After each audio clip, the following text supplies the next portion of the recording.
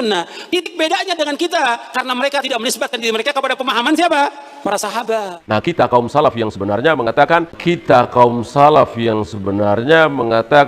itu salah, itu keliru. Orang yang menyebut dirinya manhaj salaf atau salafi, sampai sekarang saya sudah tanya banyak orang, itu tidak ada yang berani terang-terangan mengatakan mereka mengikut siapa ulama atau siapa imam yang menjadi rujukan mereka. Dan semuanya itu yang mendakwa diri sebagai salaf, apa enggak pernah nanya siapa yang kalian rujuk, siapa imam kalian? Kami ngikut Quran dan Sunnah. Oke, nggak ada masalah. Kok ngikut Quran dan Sunnah? Kenapa? Buktinya kalian nyebut kata Albani begini, kata Bin Bas begini, kata Utsaimin begini. Sebenarnya ikut Quran dan Sunnah, ikut Albani atau ikut siapa? Atau imam kalian Albani? Albani baru kemarin 99 meninggal. Salaf yang mana? Nah, kita jawab bahwa salaf adalah Rasul dan para sahabat. Saudi itu alhamdulillah mayoritasnya mengikuti Rasul dan para sahabat, tapi tidak 100%. Tidak 100%. Ada beberapa hal yang tidak mencontoh Rasul dan para sahabat. Ada. Nah, kita kaum salaf yang sebenarnya mengatakan itu salah, itu keliru. Dan nggak masalah, karena salafi itu bukan Saudi. Salafi adalah Rasul dan para sahabat. Kalau mengakui Quran Sunnah, mereka mengaku Quran Sunnah atau tidak semuanya? Semuanya. Hatta Syiah mengakui Quran Sunnah tidak? Hatta Syiah mengakui Quran Sunnah. Firqah-firqah yang sesat semuanya mengakui Quran dan Sunnah. Titik bedanya dengan kita, karena mereka tidak menisbatkan diri mereka kepada pemahaman siapa? Para sahabat. Makanya kita sebut dengan manhaj salaf. Paham sampai sini? Jadi bohong kalau ahlu sunnah jamaah akidahnya berdasarkan akal, apalagi mendahulukan akal daripada Al-Quran dan Sunnah. Sudah itu. Kita dalam akidah ahlu sunnah jamaah mengikut Imam Abu Hasan Al-Asy'ari.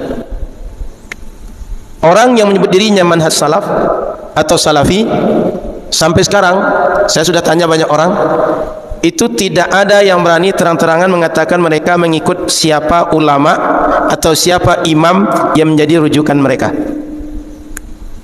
Dan kalau kita kejar lebih lanjut, imammu misalnya imam fulan, apa metodenya, bagaimana cara dia menetapkan akidah, itu nggak akan jumpa. Imamnya jangan tak tahu sampai sekarang. Kan manhaj salaf atau salafi. Siapa salaf yang dimaksud? Salaf itu waktu.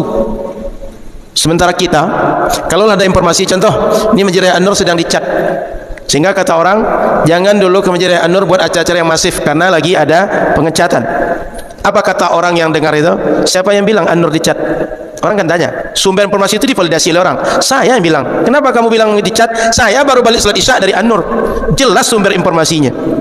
Atau bagi orang datang dari Padang, Pak, hari Ahad jangan ke An-Nur dulu kalau mau buat acara masif. Kenapa? Di An-Nur sedang renovasi. Betulkah An-Nur renovasi? Orang pasti kejar. Dari mana sumber informasi dikejar? Tengok Pak, ada penjelasan di fanpage Masjid Raya An-Nur di Facebook, di website dan segala macam. Atau saya barusan jumpa dengan pengurusnya. Pengurus cerita bahwa masjid sedang renovasi. Kita kejar informasi itu, kita tanya siapa orang yang memberi informasi, siapa yang ngasih tahu, dia bisa dipercaya atau tidak.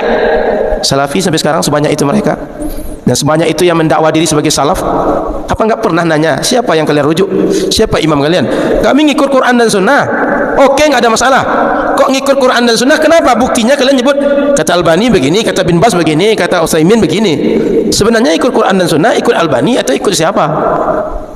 Atau imam kalian Albani? Albani baru kemarin 99 meninggal. Salaf yang mana? Salaf itu kalau ditanya ke mereka, 3 abad pertama generasi umat ini. Sehingga sebagian mereka ada yang coba agak sedikit berselancar.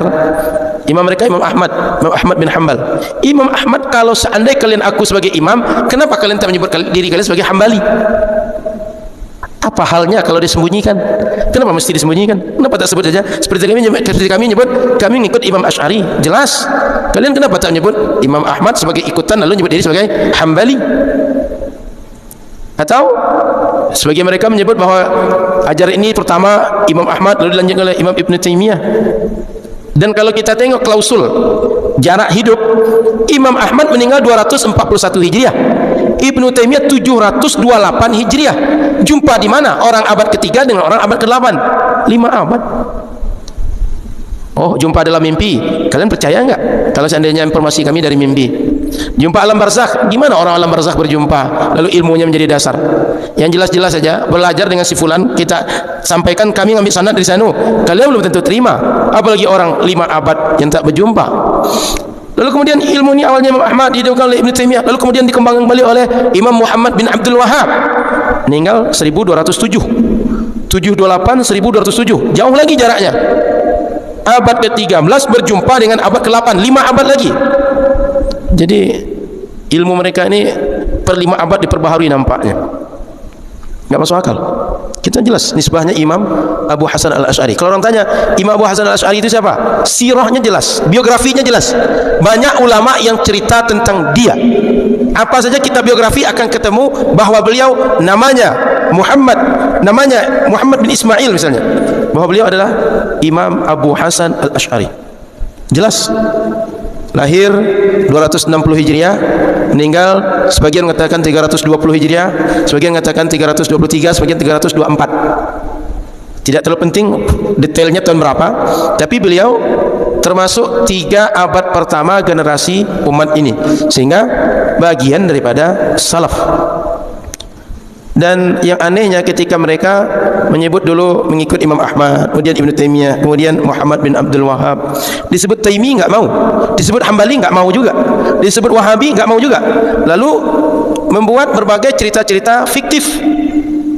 Muhammad bin Abdul Wahhab ini ada Muhammad bin Wahhab bin Rustum yang ada di Afrika dulu, itu Khawarij. Kita enggak pernah menyebut orang itu. Yang selalu kita sebut Wahabi itu mereka yang tak mau bermazhab, yang tak mau mengikut ulama 4 mazhab, yang tak mau mengikut akidah Ahlus Sunnah. Jadi kita tidak sedang mengarang-arang menyebut Wahabi, karena memang mereka mengikut Muhammad bin Abdul Wahhab. Di antara bukti otentiknya belajarnya usul salasah. Usul salasah itu akidah yang dibawa, yang dikembangkan, yang dihidupkan oleh Muhammad bin Abdul Wahhab. Akidah rububiyah, akidah uluhiyah, akidah asma wa sifat, yang itu pertama sekali dimunculkan oleh Ibnu Taimiyah. Tak ada dari Quran, tak ada dari Sunnah, dengan akidah trilogi yang dimunculkan oleh Wahabi ini. Para ahibah yang dirahmati Allah Subhanahu wa taala, ketika kita mengikut Imam Abu Hasan al-Asy'ari, kenapa dahulu para ulama mengikut Imam Abu Hasan al-Asy'ari? Kata Dr. Muhammad Salim, kelebihan beliau, al-jam'u bainal aqli wan naqli wa inha'il khusuma al-mustana'ah bainahuma. Beliau Imam Abu Hasan ini menggunakan dalil naqli dan dalil aqli dan menjawab berbagai hal dalam akidah, meluruskan berbagai hal dalam akidah itu dengan dasar pertama dari Quran dan Sunnah, sehingga berbagai penyelewengan dalam pemahaman Quran dan Sunnah itu beliau selesaikan. Jadi mereka menggunakan dalil naqli dan dalil aqli. Dan Imam Ahmad bin Hanbal itu sama-sama ahlu sunnah dengan Imam Abu Hasan al-Asy'ari. Bedanya Imam Ahmad tidak mau menggunakan dalil aqli, hanya dalil naqli. Imam Abu Hasan menggunakan dalil aqli dan dalil naqli. Dan ternyata seiring berkembang dengan zaman, dalil naqli ini dibutuhkan, dalil aqli juga dibutuhkan. Hari ini kalau berjumpa kita dengan orang ateis atau orang-orang yang punya berbagai keyakinan menyimpang, itu enggak bisa dengan Al-Quran dan hadis. Sementara di periodisasi Imam Ahmad dan generasi sebelum beliau, itu Islam belum seluas sekarang, dan orang yang mengenal Islam belum sebanyak Arab non-Arab, masih dominasi orang Arab, sehingga tidak menggunakan dalil akli itu masih bisa relevan. Imam Ahmad bukan tidak mengingkari dalil akli, bukan, tapi di zaman itu lebih selamat, dianggap paling patut, paling tepat, paling relevan, sesuai, cukup dalil nakli, tidak memakai dalil akli. Gitu. Jadi Imam Ahmad dengan Imam Abu Hasan al-Asy'ari itu sama-sama ahlu sunnah, cuma bedanya penggunaan dalil nakli dan dalil nakli dan dalil akli. Imam Ahmad hanya dalil nakli, Imam Abu Hasan dalil nakli dan dalil akli. Kelebihan yang kedua, Imam Abu Hasan al-insaful ilmi ma'al khusumi wa ruhi at-tasamuhi wal karahati syiqaq wa takfir al-ashwa'i. Imam Abu Hasan dan orang yang mengikut beliau objektif dalam pembahasan akidah, sehingga dalam pembahasan akidah itu dia berusaha tidak berat ke kanan, berat ke kiri, tapi tengah, moderat kita sebut, atau wasat atau wasatiyah. Dan beliau tidak mudah untuk bagaimana mengkafirkan orang, menafikan keyakinan orang lain, dan mengeluarkan orang dari Islam.